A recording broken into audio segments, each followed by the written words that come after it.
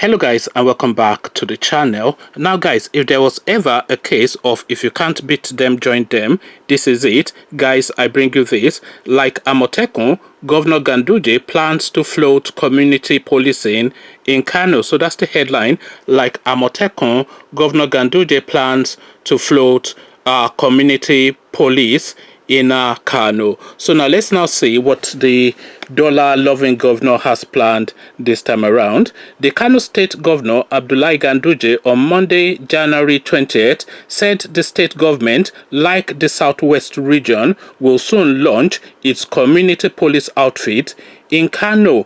Ganduje said his administration plans to launch the outfit operation to help build the security situation in the state. Whilst addressing some of his supporters after the Supreme Court upheld his emergence as governor of Kano State, he called on Kano residents to support the project when established. Governor Ganduje said the launch of the outfit will help build the security situation in the state. He said, "We are going to launch community policing very soon in Kano. Security is for the people of Kano, and we call on everyone to cooperate." It was also reported that Ganduje said he has forgiven all his political rivals as tussles associated with politics is inevitable all over the world. Political tussle is inevitable in the world. It is not peculiar to Kano or Nigeria only. It is all over the world. Even in the USA, there is such a political tussle where the opposition will be fighting one another, Ganduje said. So, in our case, since the Supreme Court has ruled in my favor, it is now time to sheathe the sword and face our state, the governor added. It was also reported that the Chief of Air Staff, Air Marshal Abubakar Siddiq, had assured Nigerians that the federal government will fund the approved community policing. So apparently, I'm not sure if he's saying this particularly for Kano State or Amotekun as well, but certainly this is under Kano narrative. So I'm now wondering if they are funding Kano but trying to shut down the Southwest, but we'll see how it unfurls as time goes on. Siddiq also said the Nigerian military is doing everything possible